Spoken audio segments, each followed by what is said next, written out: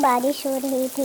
मरी हुई चीचू कौवे के पास टुनटुनी चिड़िया, टिक्की चिड़िया और छोटू कबूतर बैठकर रो रहे थे। हमें छोड़कर, अपने बच्चे को छोड़कर तुम चली गई। अब हमसे बातें कौन किया करेगा? तुम्हारा बच्चा तो अभी ढंग से उड़ना भी नहीं जानता। उसे माँ की ममता की कितनी जरूरत है दोस्त। अब उसके साथ कौन रहेगा? चीचू कौवे के सभी दोस्त बहुत दुखी हो रहे थे। माँ, माँ, उठो ना माँ। माँ, मुझे भूख लगी है, मुझे खाने को दो ना माँ। माँ, आंखें खोलो ना माँ, कुछ तो बोलो माँ। इस तरह नन्ही सी कोई अपनी माँ को जगाने की कोशिश कर रही थी और पति चुपचाप आंसू बहाते हुए देखता रहा। यूं ही धीरे धीरे समय गुजरता है। कालू कौवा अपने छोटे से बच्चे का ख्याल रखने के लिए गौरी नाम की कोई से शादी करके अपने घोंसले में लेकर आता है। गुलाबो बेटी, ये आपकी नई मम्मा है।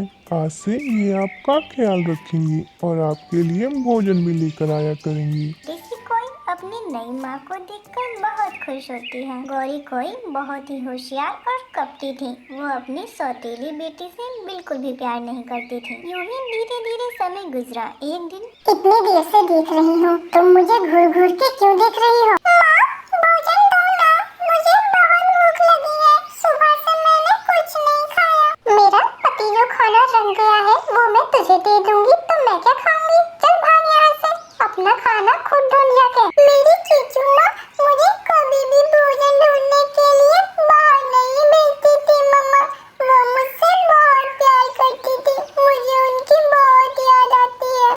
हाँ, तो कौन सी मेरी अपनी संतान है जो मैं पूरा समय अपना तेरे ऊपर बर्बाद कर दूं? भोजन लाना है तो ला, वरना भूखा मर जा। पर माँ, मैं तो अभी बहुत छोटी हूँ, मुझे तो ठीक से उड़ना भी नहीं आता। नखरे तो तेरे बहुत हैं। तेरी उम्र के सभी बच्चे अपना भोजन स्वयं ढूंढ कर लाते हैं। तू कहीं की राजकुमारी है क्या?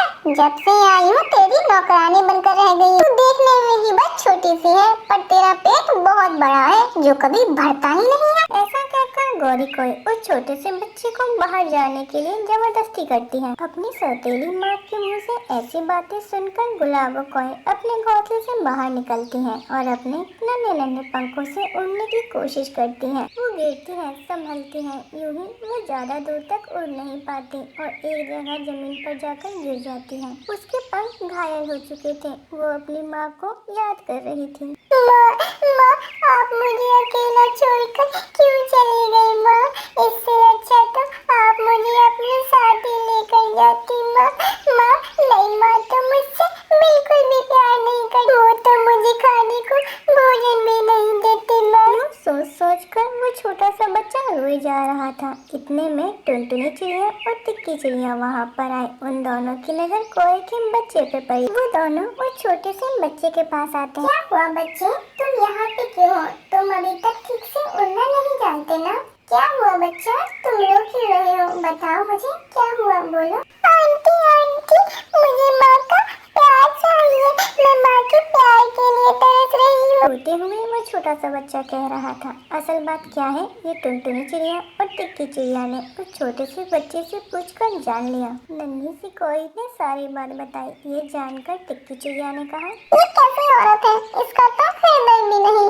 इतने छोटे बच्चे को इस तरह बाहर कौन करता है भला? ये तो अभी तक उड़ना भी नहीं जानती। ऐसे में ये सौतेली माँ इसको ऐसे बाहर कैसे कर सकती है भला? टिक्की, तुम सही कह रही हो। अगर ऐसा ही चलता रहा तो आगे इस बच्चे की हालत और बेकार हो जाएगी। हमें इस गौरी कब्बी को अच्छे से सबक सिखाना होगा। उन दोनों को एक आइडिया आया। उन्होंने उस नन्हे से बच्चे को एक सुरक्षित जगह पर रख दिया और खाने पीने का सारा इंतजाम कर दिया। गुलाबो ने भोजन खाकर कुछ देर आराम किया। इधर शाम हो चुकी थी। अब गौरी कोई को गुलाबो की चिंता सताने लगी और उसे घबराहट होने लगी। तभी कालू कौवा भी वहाँ पे आ जाता है। अरे गौरी, कहाँ है मेरी बेटी? उसके तो अभी तक पंख भी नहीं निकल आए। कहाँ है मेरी बेटी, बताओ। कालू कौवे को इस तरह गुस्सा होता देखकर गौरी कोई के तो पंख कांपने लगे। तभी टुनटुनी चिड़िया और टिक्की चिड़िया वहाँ पे आए। उन दोनों ने कालू कौवे से कहा, अरे कालू, इतने प्यार से क्या पूछ रहे हो? जरा जोर से पूछो, पता तो चले कहाँ है छोटा सा बच्चा। उन्होंने जोर लगाकर पूछने के लिए कहा। तभी बड़ी होशियारी से गौरी कोई ने कहा,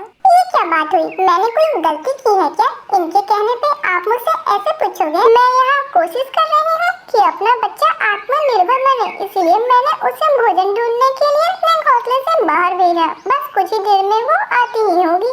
गौरी कोई के ऐसे कहने पर कालू कौवा कुछ नहीं बोल पाया, पर टिक्की चिड़िया कहती है, हाँ गौरी, तुमने जो भी किया ठीक किया, पर क्या तुमने एक माँ की तरह किया? क्या तुमने देखा वो कहाँ जा रही है, वो कैसे उड़ रही है? इतनी देर होने पर भी वो वापस नहीं आई। हो सकता है उसके साथ कुछ बुरा हुआ हो। ऐसा कुछ सोचा भी है तुमने? ऐसा कुछ नहीं हुआ होगा। चाहे जो भी हुआ हो, अच्छा यही होगा कि तुम उसे ढूंढ कर लाओ। ऐसा कहकर गौरी कोई को गुलाबों को ढूंढने के लिए भेज दिया।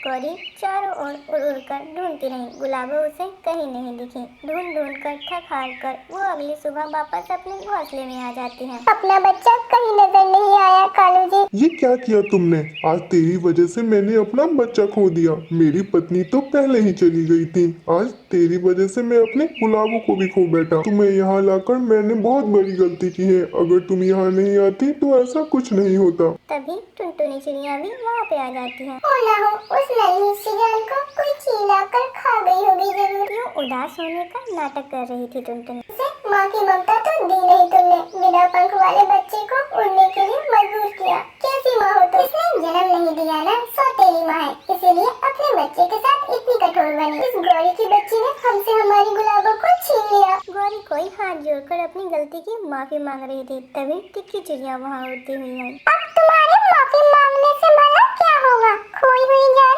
वापस तो नहीं आएगी ना? काश उस नन्ही सी बच्ची को तुमने अपनी ममता दी होती, प्यार किया होता। पर तुमने तो सिर्फ अपना स्वार्थ देखा। वो छोटी सी बच्ची माँ की ममता के लिए तरस गई। हाँ, ये सब मेरी ही गलती है, मैंने गलती की है, इसके बदले मैं अपनी जान दूंगी। इतना कहकर गौरी कोई घोंसले में अपना सर पटकने लगी। रुक जाओ गौरी, तुम्हें तुम्हारी गलती का एहसास हो, इसीलिए हमने ऐसा किया। इतना कहकर टिक्की चिड़िया उस छोटे से बच्चे को घोंसले में लेकर वापस आती है। गौरी गुलाबों को देखकर बहुत खुश होती है। मुझे माफ कर दो दोस्तों, मैं फिर दोबारा ऐसी गलती कभी नहीं करूँगी। अपनी गलती का पछतावा होने के बाद गौरी कोई अपनी छोटी सी बच्ची के लिए आहार लेकर आती और उसे प्यार से रखती।